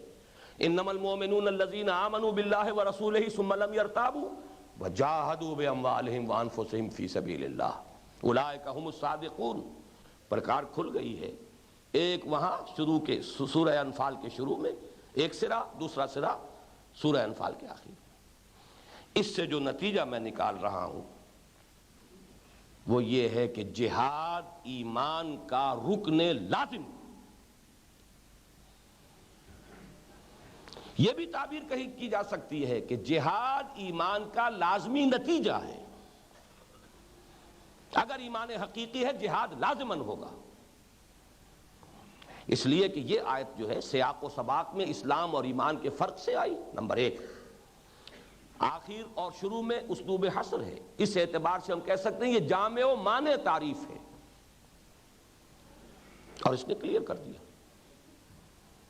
اسی کی مزید توضیح ہے، یا ایھا الذین آمنوا ھل ادلکم علی تجارۃ تنجیکم من عذاب علیم، اہل ایمان کیا تمہیں وہ تجارت بتائی جائے جو عذاب علیم سے چھٹکارا دلا دے؟ اب عذاب علیم سے چھٹکارا پانا، جو یوں سمجھیے کہ یہ لیول وہ ہے، ابھی جنتوں کا وعدہ جو ہے وہ تو بعد میں آئے گا، سوال یہ عذاب سے بھی چھٹکارا پانا چاہتے ہو تو تمہیں دو شرطیں پوری کرنی پڑیں گی، تؤمنون باللہ ورسولہ وتجاہدون فی سبیل اللہ باموالکم وانفسکم، ایمان اللہ پر اور اس کے رسول پر جیسے کہ ایمان کا حق ہے، اور جہاد اللہ کی راہ میں اور اس میں کھپانا اپنے مال بھی اور اپنی جانیں بھی۔ ذالکم خیر لکم ان کنتم تعلمون، یہی تمہارے لیے بہتر ہے اگر تم سمجھو۔ اب اس مفہوم کو بھی مزید اجاگر کرنے کے لیے میں جرأت کر رہا ہوں، جسارت کر رہا ہوں ایک اصطلاح وضع کرنے کی۔ مانا جاتا ہے کہ حق حاصل ہے اہل علم کو، میں اہل علم میں سے نہیں ہوں، لیکن بہرحال حق استعمال کر رہا ہوں۔ دیکھیے اسلام کے ارکان 5 ہیں، یوں ہاتھ سمجھیے میرا، شہادت، کلمہ شہادت، نماز، روزہ، حج، زکوٰۃ۔ ایمان میں، اور ایمان سب مانتے ہیں کہ خاص ہے، اسلام عام ہے، ایمان میں دو چیزیں اور ایڈ ہو جائیں گی اس شہادت سے بھی ادھر، یہ ہے یقین قلبی، اور ان 4 اعمال کے بعد ادھر اضافہ جہاد فی سبیل اللہ۔ تو اسلام کے ارکان 5، ایمان کے ارکان 7، اس لیے کہ ایمان میں اسلام تو شامل ہے، بنی الاسلام علی 5، شہادت اللہ الہ الا اللہ وان محمد رسول اللہ واقام الصلاۃ وایتاء الزکوٰۃ وصوم رمضان وحج البیت من استطاع الیہ سبیلا۔ اب ایمان بلند منزل ہے، یہ چیزیں نفی نہیں ہو جائیں گی، دو چیزوں کا اضافہ کیجئے، ادھر شہادت کے ساتھ یقین قلبی، ادھر جہاد فی سبیل اللہ۔ اور اس کے لیے آج جب میں سوچ رہا تھا، کچھ تحقیق بھی میں نے کی، یہ رینبو کلرز جو ہوتے ہیں، شعاع جو ہوتی ہے نور کی، رے آف لائٹ، اس میں 7 رنگ ملے ہوئے ہوتے ہیں، پرزم میں سے گزارے تو اسپیکٹرم بنتا ہے 7 رنگوں کا، لیکن یہ 7 رنگ جو ہے یہ تو ویزیبل ہیں، 2 اور ہیں، ایک طرف انفرا ریڈ ہے اور ایک طرف الٹرا وائلٹ ہے، یہ 2 اور ہیں، اضافی ہیں۔ 7 × 2 9، یہاں یہ سمجھئے کہ 5 ارکان اسلام، اور یہ ظاہر ہے، کلمہ شہادت، اقرار باللسان، نماز، روزہ، حج، زکوٰۃ، 2 ہیں، ادھر انفرا ریڈ سمجھئے، انفرا ریڈ یا الٹرا وائلٹ، یہ ہے یقین قلبی، اور اس کو انفرا ریڈ کہہ رہا ہوں، ریڈ اس لیے کہ جہاد ہے، اس میں تو خون کا مسئلہ بھی آئے گا، وہ ہے ادھر۔ تو یہ 7 ارکان بنیں گے ایمان حقیقی کے، جبکہ اسلام کے صرف 5 ہیں۔ اس میں بعض لوگوں نے، اور ان میں بڑی بڑی شخصیتیں بھی شامل ہیں، میں نام نہیں لینا چاہتا، اپنے جوش اور جذبے کے ہاتھوں کچھ مجبور ہو کر جہاد فی سبیل اللہ کو بھی اسلام کا رکن قرار دے دیا ہے۔ میرے نزدیک یہ بہت بڑی غلطی، بہت بڑی جسارت ہے۔ حدیث جبرائیل میں بھی اخبرنی عن الاسلام، وہی 5 باتیں ہیں، اور متفق علیہ روایت عبداللہ ابن عمر سے رضی اللہ تعالیٰ عنہ، بنی الاسلام علی 5، شہادت لا الہ الا اللہ وان محمد رسول اللہ، واقام الصلاۃ وایتاء الزکوٰۃ وصوم رمضان وحج البیت من استطاع الیہ سبیلا، متفق علیہ۔ ان کے ہوتے ہوئے ارکان اسلام میں جہاد کا اضافہ کرنا میرے نزدیک گویا کہ حکمت نبوی سے اپنے آپ کو کچھ اور بالا تر ثابت کرنا ہے، اللہ تعالیٰ اس سے بچائے۔ ہاں، ایمان کے ارکان یہ بالکل علیحدہ بات ہے۔ انما المؤمنون الذین آمنوا باللہ ورسولہ ثم لم یرتابوا، یقین قلبی، وجاہدوا باموالہم وانفسہم فی سبیل اللہ، یہ جہاد فی سبیل اللہ۔ بہرحال جو نتیجہ نکالنا تھا وہ یہ، جہاد ایمان کی شرط لازم کہہ لیں، پری ریکویزٹ کہہ لیں، رکن کہہ لیں، باہم لازم و ملزوم، لیکن کون سا ایمان؟ قانونی ایمان نہیں۔ اب قانونی ایمان کی تو ہم گفتگو کریں گے نہیں، آج اس وقت سے وہ ختم ہو گئی۔ اب جو بھی ہے، کل بھی گفتگو ہوگی، پرسوں بھی ہوگی، اور اب بھی جو ہونی ہے وہ حقیقی ایمان سے بحث ہے ساری۔ اس حقیقی ایمان کا رکن لازم ہے جہاد فی سبیل اللہ۔ اب اس کے بارے میں چند باتیں میں تیزی کے ساتھ عرض کر دوں۔ ان موضوعات پر 2 گھنٹے 4 گھنٹے کے میرے درس تقریریں موجود ہیں۔ اس وقت تو یوں سمجھیے کہ میں خلاصے بیان کر رہا ہوں۔ جہاد کے بارے میں 4 مغالطے ہیں جو مسلمانوں کو لاحق ہیں۔ ظلمات بعضها فوق بعض، مغالطے پر مغالطہ، گمراہی پر گمراہی۔ پہلا مغالطہ یہ کہ جہاد کے معنی جنگ ہے، جڑ ہی غلط۔ جہاد اور قتال 2 اصطلاحات ہیں قرآن کی، اگرچہ یہ بھی اسی طرح ہے، اذا اجتمع تفرقا واذا تفرقا اجتمع، لیکن یہ کہ ان کا ہر ایک کا اپنا علیحدہ مفہوم اور کنوٹیشن ہے۔ جہاد کے معنی کیا ہے وہ میں بعد میں عرض کروں گا، لیکن جہاد لازماً جنگ نہیں ہے، جبکہ ہمارے ذہنوں میں بیٹھا ہوا جہاد کے معنی جنگ۔ اب اس پر بناء فاسد علی الفاسد، جنگ تو ہر وقت نہیں ہوتی، لہذا جہاد تو محدود ہو گیا زندگیوں میں ہمارے۔ نمبر 3، جنگ تو فرض کفایہ ہے، جتنے آدمیوں کی ضرورت ہوتی تھی، اگر حضور فرماتے تھے 100 آدمی چاہیے، 100 نکل آئے، کہیں بھیجنا ہے کوئی دستہ، باقی سب کی طرف سے ساقط۔ 2000 چاہیے، 2000 آ گئے، باقی سب کی طرف سے فرض ساقط ہو گیا، سوائے غزوہ تبوک کے، اس میں نفیر عام تھی، باقی تو نفیر عام تھی نہیں۔ تو یہ تو فرض کفایہ، لہذا جہاد ہمارے ہاں وہ رکن تو کہاں رہتا ایمان کا، وہ فرض بھی نہیں رہا، وہ فرض کفایہ، فرض عین بھی نہیں۔ نمبر 4، مسلمان جب جنگ کرے وہ جہاد فی سبیل اللہ ہے، انا للہ و انا الیہ راجعون۔ مسلمان ظالم ہو سکتا ہے، مسلمان فاسق ہو سکتا ہے، مسلمان صرف اپنے غلبے کے لیے، اپنے امپیریلزم کی توسیع کے لیے جنگ کر سکتا ہے، اسلام سے کوئی غرض اسے نہیں۔ وہ جہاد فی سبیل اللہ کیسے ہو جائے گا؟ وہ فساد فی سبیل اللہ۔ بہرحال فساد کہنا چاہیے، فساد فی سبیل اللہ نہیں کہنا چاہیے۔ حضور سے پوچھا گیا، ایک شخص جنگ کرتا ہے اپنی شجاعت کے اظہار کے لیے، ایک شخص جنگ کرتا ہے مال غنیمت کے لیے، ایک شخص جنگ کرتا ہے حمیت میں، کون ہے ان میں سے مجاہد فی سبیل اللہ؟ فرمایا کوئی نہیں، تینوں کی نفی۔ مجاہد صرف وہ ہے جو جنگ کرتا ہے لِتَكُونَ كَلِمَةُ اللَّهِ هِيَ الْعُلْيَا، جس کا مقصد واحد یہ ہو کہ اللہ کا کلمہ بلند ہو جائے۔ اگر وہ چیزیں شامل ہو گئیں تو وہ تو چاہے مسلمان ہے جہاد کرنے والے، جنگ کرنے والے، وہ جہاد نہیں ہے۔ اس میں 5ویں کا اضافہ کر لیجیے، یہ اس دور کی خاص گمراہی، لفظ جہاد سے آگے بڑھ کر قتال پر آ رہا ہوں۔ بہت سے لوگوں کے ذہن میں یہ بیٹھ چکا ہے کہ اب قتال کا سلسلہ تو بند ہے۔ وہ غلام احمد قادیانی تو ایک انتہا پر گیا تھا کہ دی کے لیے حرام ہے اب دوستو قتال، لیکن بہرحال وہ تو اب دائرہ اسلام سے خارج ہے، مسلمان اس کی بات سے تو کوئی تاثر نہیں لیں گے۔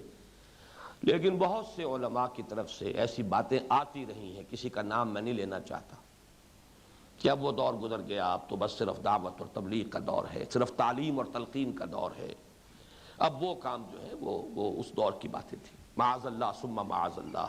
میں تو ایک حدیث آپ کو سنا دوں، عن انس، سنن ابی داؤد کی روایت ہے، عن انس رضی اللہ تعالی عنہ قال قال رسول اللہ صلی اللہ علیہ وسلم ثلاث من اصل الایمان، 3 چیزیں ایمان کی جڑ اور بنیاد میں شامل ہیں۔ نمبر 1، الکف عمن قال لا الہ الا اللہ لا تکفرہ بذنب ولا تخرجہ من الاسلام بعمل۔ پہلی بات یہ کہ جو کہہ رہا ہے لا الہ الا اللہ محمد رسول اللہ، اس سے ہاتھ کو روک لو، زبان کو بھی روک لو۔ الکف، نہ اس کو اسلام سے خارج کرو کسی عمل کی وجہ سے، اور نہ کسی گناہ کی وجہ سے ان کی تکفیر کرو۔ یہ تو آ چکی بحث، آج ہی کی بحث میں متعلق بھی تھی۔ دوسرا، والجہاد ماض مذ بعثنی اللہ الی ان یقاتل آخر هذه الامہ الدجال لا یبطلہ جور جائر ولا عدل عادل۔ جہاد جاری رہے گا اس دن سے، جس دن سے کہ اللہ نے مجھے مبعوث کیا، اس وقت تک جبکہ اس امت کا آخری حصہ دجال سے قتال کرے گا۔ اور اس جہاد کو اور اس قتال کو، یہاں پہ ایک ہی جگہ قتال کا لفظ بھی آ گیا ہے اور جہاد بھی، اس کو نہ کسی ظالم کا ظلم ختم کر سکتا ہے اور نہ کسی عادل کا عدل ختم کر سکتا ہے۔ اگر مقصد یہی ہے کہ اللہ کے دین کو غالب کرنا ہے تو کوئی شخص ذاتی طور پر چاہے اپنی زندگی میں اس میں کوئی کوتاہیاں ہیں، مقصد یہ ہو جنگ کا، تو وہ جہاد فی سبیل اللہ رہے۔ اور تیسری چیز، والایمان بالاقدار، قدر، اقدار یا تقدیر پر ایمان، اس پر گفتگو کل ہوگی انشاءاللہ، یہ آج کا موضوع نہیں ہے۔ اب آئیے لغوی بحث ایمان کی، ایمان کسے کہتے ہیں؟ جیسے میں نے ایمان کی نہیں، جہاد کی، ایمان کی بحث تو پرسوں کر چکے ہم، ثقیل بھی کچھ زیادہ ہی ہو گئی تھی، طویل بھی زیادہ ہی ہو گئی تھی۔ جہاد کا مادہ جوہد، جوہد کے معنی کوشش، ہر شخص جانتا ہے۔ جوہد سے باب مفعلہ، مجاہدہ بھی اور جہاد بھی، جیسے قتل سے مقاتلہ بھی، قتال بھی، نفق سے منافقہ یعنی منافقت بھی اور نفاق بھی، بحث سے مباحثہ، شعر سے مشاعرہ۔ یہ جو باب مفعلہ ہے، اس کے 2 خواص بہت اہم ہیں اور بنیادی ہیں، اور دونوں کو ظاہر کرنے کے لیے بھی اسی وزن کے الفاظ ہیں۔ مبالغہ، کسی شے میں مبالغہ پیدا کرنے کے لیے شدت، تاکید، اور مقابلہ، مقابلہ بھی باب مفعلہ ہے۔ یعنی جوہد جو ہے یک طرفہ عمل ہے، آپ کوشش کر رہے ہیں، لیکن جب آپ کی کوشش کے راستے میں کسی اور کی کوشش آڑے آ گئی، اب جب کوشش سے مقابلہ کرے گی تو یہ مجاہدہ ہے یا جہاد ہے۔ قتل یک طرفہ عمل ہے، ایک شخص جا رہا ہے، گولی مار دی، اس کے پاس تو نہ ہتھیار تھا نہ اسے خیال تھا، لیکن ادھر سے بھی ایک شخص آ گیا ہے قتل کرنے کے لیے دوسرے کو، وہ بھی اس کو قتل کرنے کے در پہ ہے۔ اب یہ مقاتلہ ہے یا قتال ہے؟ یک طرفہ عمل قتل، جب قتل کے لیے دونوں در پہ ہو تو مقاتلہ، یک طرفہ کوشش جوہد، کوششوں کا مقابلہ، کوششوں کا ٹکراؤ، یہ جہاد یا مجاہدہ۔ فارسی میں ہم ایک لفظ غلط العام کے طور پر استعمال کرتے ہیں، کشمکش۔ کشمکش کا اصل مفہوم اور ہے فارسی میں۔ فارسی میں آپ اس جہاد کے مفہوم کو ادا کریں گے کشاکش، رسہ کشی، ادھر سے وہ کھینچ رہے ہیں ادھر سے وہ کھینچ رہے ہیں۔ اور وہ شعر مجھے یاد آ گیا ہے، کشاکش خس و دریا ہے دیدنی کوثر، الجھ رہے ہیں زمانے سے چند دیوانے۔ کشاکش انگریزی میں بھی عرض کر دوں، جوہد کیا ہے؟ to exert oneself, one's utmost for something، یہاں لفظ for آئے گا، preposition for آئے گا، to exert one's utmost for something، اور جہاد کا ترجمہ ہوگا to struggle for some cause against something۔ struggle میں against آتا ہے، to struggle against heavy odds۔ تو جوہد اور جہاد میں یہ فرق ہے۔ اب نوٹ کیجئے، اس جہاد کے 3 مراحل ہیں جلی اور کچھ مراحل ہیں خفی۔ پہلا جہاد، جیسے ہی ایمان دل میں داخل ہو گیا، میں بھی اس کو نقشہ کھینچ دینا چاہتا ہوں،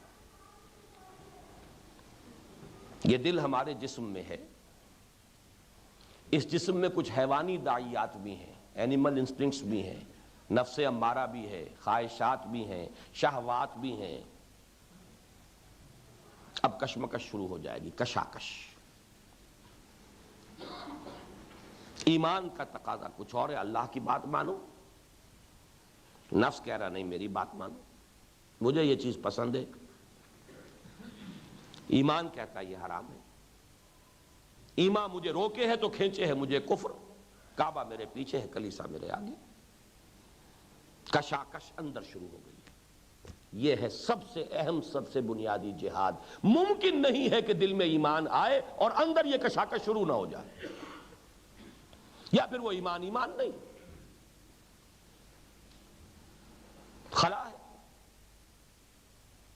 دل میں ایمان آئے گا تو اینیمل انسٹنکٹس، اڈ یا لیبیڈو، نفس امارہ، جو بھی کہیں، خواہشات، شہوات، حیوانی جبلتیں، ان کے ساتھ تصادم شروع ہو جائے گا،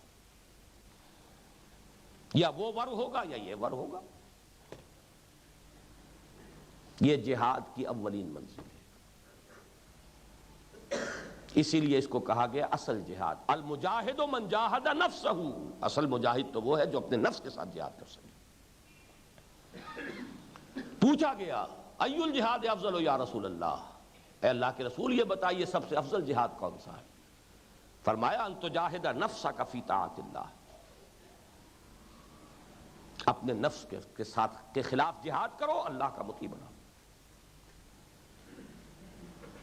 آگے چلیے، اب یہ اندر کی اگر بازی آپ نے سر کر لی، اب آپ کے وجود سے جہاد باہر آئے گا۔ باہر ماحول ہے، اس میں غلط نظریات ہیں، شرک ہے، الحاد ہے، مادہ پرستی ہے، شیطان کی دعوت ہے۔ اب اگر وہ واقعی ایمان تھا اور ہے، اب کشمکش لازماً باہر شروع ہو جائے گی، اس کو آپ کہیں گے نظریاتی کشاکش۔ ممکن نہیں ہے کہ ایمان ہو اور آدمی ابطال باطل اور احقاق حق کے اندر اپنے آپ کو نہ لگا دے، اپنی جان اور مال کو کھپانا شروع نہ کر دے، ممکن نہیں۔ تصادم تو ہوگا، یہ نظریاتی تصادم ہے، اور اس میں جہاد کی اب کیا صورت سامنے آئی؟ جان اور مال کا کھپانا دعوت اور تبلیغ میں۔ اگلا مرحلہ ہے، خارج میں ایک نظام موجود ہے، سرمایہ دارانہ نظام ہے، جاگیردارانہ نظام ہے، کمیونزم کا نظام ہے، ظالمانہ نظام ہے، آمرانہ نظام ہے، اللہ کا قانون نہیں ہے، کسی اور کا قانون چل رہا ہے، اللہ کی حاکمیت نہیں ہے، اس کے خلاف بغاوت ہے، کسی اور کی حاکمیت کے اصول پر نظام چل رہا ہے۔ اگر ایمان ہے تو اس کا تقاضا تیسرا یہ ہے کہ اب اس نظام سے ٹکراؤ، اور اب نظریاتی نہیں رہے گی بات، اس لیے کہ اس نظام کے ساتھ ویسٹڈ انٹرسٹ ہیں، مفاد والے طبقات ہیں جن کو مراعات حاصل ہے، مراعات یافتہ طبقات، وہ اس نظام کو ڈیفینڈ کریں گے، آپ کو ان سے ٹکرانا ہوگا۔ اب یہ جسمانی ٹکراؤ آئے گا، طاقت کا طاقت سے ٹکراؤ۔ یہ جہاد کی تیسری منزل ہے، اور بلند ترین منزل ہے۔ ویسے یہ کہ یہ جو 3 منزلیں میں نے بیان کی ہیں، ان کو 3 سے ضرب بھی دے لیجئے، 3 ضرب 3 9 منزلیں ہیں۔ کس معنی میں؟ پہلی منزل پر اپنے نفس سے بھی لڑائی کرنی ہے، شیطان جو اس میں پھونکے مارتا رہتا ہے، الذی یوسوس فی صدور الناس، اس سے بھی جنگ کرنی ہے۔ بگڑا ہوا معاشرہ ہے، اس کا دباؤ ہے، وہ آپ کو کسی ایک طرف دباؤ کر آپ کو گھسیٹنا چاہتا ہے، دھکیلنا چاہتا ہے۔ زمانہ باتنا سازت با زمانہ بساز، اگر آپ یہ چاہتے ہیں کہ نہیں تو زمانہ باتنا سازت با زمانہ ستیز۔